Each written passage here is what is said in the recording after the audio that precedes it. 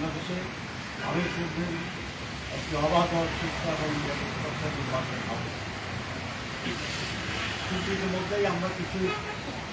ভিন্ন চিত্র দেখছি বিরা এটা প্রতিবারের মধ্যে আমরা আজকে প্রধান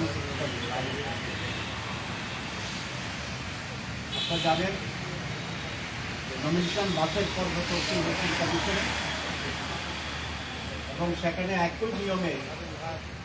বিভিন্ন জায়গায় কাউকে উপযুক্ত মনে করছে প্রার্থীকে ওকে করে দিয়েছে, আবার একই রকম পেয়েছে কাউকে মাপে। এখানে দুটি প্রধান সাবজেক্ট ছিল কারণ নমিনেশন বৈধ কিংবা অবৈধ রস, একটা হচ্ছে ঋণ খেলাপি আর একটা হচ্ছে দ্বৈত নাটক। ঋণ খেলাপির ব্যাপারে এটা স্পষ্ট সবসময় ছিল, কিন্তু কিছু কিছু জায়গা আমরা ইলেকশন কমিশনের একটু ভিন্নতা আর দ্বৈত নাগরিকদের ব্যাপারেও প্রাথমিক পর্যায়ে একই ধরনের জায়গায় কাউকে ভোটে করছে কাউকে অবৈধ করছে হিয়ারিং চলছে। আমরা শুনতে পাচ্ছি কোন একটি দলের পক্ষ থেকে ইলেকশন কমিশনে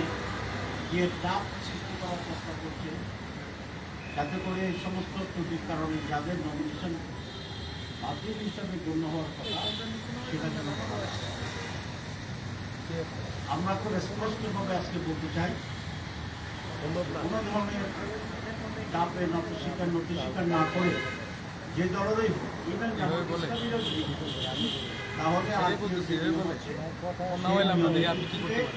কেন বৈধ এবং অবৈধ বিষয় থেকে ফয়সলা করা হয়,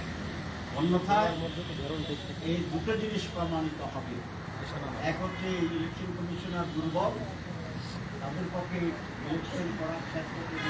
যাবে কিনা একটা সন্দেহ প্রকাশ থাকবে, অথবা এই নির্বাচন কমিশন কোন একটি পার্টিকুলার দলের প্রতি পক্ষপাত এ ধরনের আচরণ যদি অব্যাহত থাকে তাহলে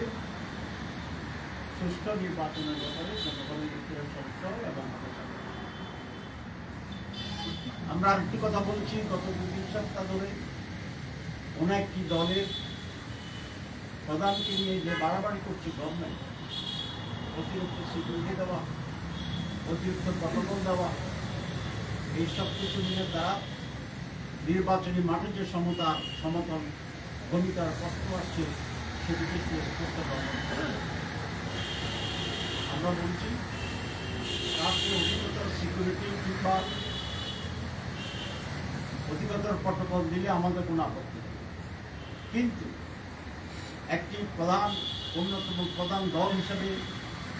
সমভাবে বাংলাদেশ জামাত ইসলামীর মহতারাম আমিরকে প্রধানকে সম আচরণ দিতে হবে। যদি এটা ব্যর্থ হয় তাহলে জাতির পক্ষপাতপূর্ণ আচরণের নিষেধ করতে এই ইলেকশন কমিশনকে দোষী হিসাবে সাব্যস্ত করবে এবং লেভেল প্লেইং ফিল্ড সেখানে আমরা আরেকটা বিষয় বিশ্বাস করছি, বিভিন্ন জায়গায় ফিল্ড লেভেলে কোনো কোনো এসপি এবং ডিসি যারা রিটার্নিং অফিসার তাদের আচরণে পক্ষপাতদুষ্ট একটা ভূমিকাকে আমরা লক্ষ্য করছি, আমরা তাদের তালিকা করছি, আরও আমরা এটা অবজার্ভ করতে থাকবো। এরকম ব্যক্তিদেরকে চিহ্নিত করে আমরা ইলেকশন কমিশনকে মৌখিকভাবে বলছি, আমরা কিন্তু দেইনি, এখনও আমরা অবজার্ভ করি। সে বিষয়টি আজকের প্রধান উপদেষ্টাকে আমরা অবহিত করেছি। যদি ইলেকশন কমিশন যথাযথ ভূমিকা না নেয় তাহলে যেন চিফ অ্যাডভাইজার সেখানে হস্তক্ষেপ করে, কারণ আমরা দৃঢ়ভাবে বিশ্বাস করি চিফ অ্যাডভাইজার ব্যক্তিগতভাবে একটি অবাধ সুষ্ঠু নির্বাচন চান, যদিও তার চতুর্পাশে অ্যাডভাইজারদের মাঝে কিন্তু আছে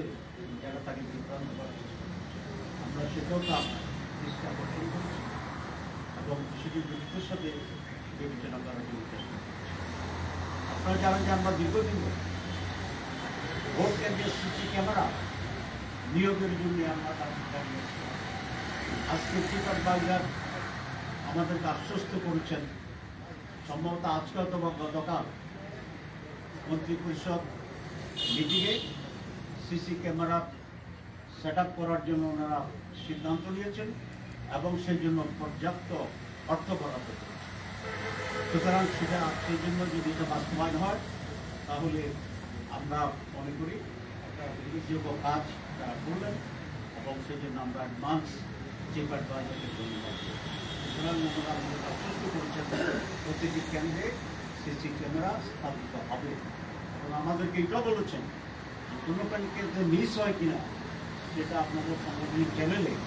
আপনারা প্রচার করবেন এবং আমাদের করবেন। একটি প্রশ্ন আসছিল এবং নামের আগে থেকে প্রশ্ন আসছিল যে ভোটের দিন ভোট কেন্দ্রের ভিতরে আর্মিদেরকে গ্রেপ্তার করা হবে। আমরা বলছি শুধু আর্মি নয়, পুলিশ, রেল, আনসার কাউকেই ভোট কেন্দ্রের ভিতরে প্রবেশের অধিকার দেওয়া ঠিক হবে, কারণ এটা প্রাইভেসিতে প্রটেক্ট করবে এবং ভোটারদের ভিতরে এক ধরনের ভয় ভীতি তৈরি হতে পারে। চিফ অ্যাডভাইজার এবং তাদের সেখানে উল্লেখযোগ্য কোনো কাজ নেই, তাদের কাজ হচ্ছে আইন শৃঙ্খলা পরিস্থিতি ট্যাকেল করা এবং সেটা বুথের বাইক থেকে কাজ করবে। চিফ অ্যাডভাইজার আমাদেরকে আশ্বস্ত করেছেন যে এটা হবে না। আমরা মাঝখানে শুনেছিলাম এরকম একটি বিষয় ঘটতে যাচ্ছে, সেই জন্য আমরা গুরুত্বের সাথে এটা তার দৃষ্টি জেনেছি এবং উনি বলেছেন না এটা হবে না। আমরা বলেছি যে ইলেকশনের সময় শুধুমাত্র কাছাকাছি সময় গিয়ে লেভেল প্লেইং ফিল্ডের বিষয়টি বিবেচনা করে চলবে। নিরপেক্ষ নির্বাচন, লেভেল প্লেইং ফিল্ড, যেদিন ইলেকশনের ডেট ঘোষণা হয়েছে কমপক্ষে সেদিন থেকে হওয়ার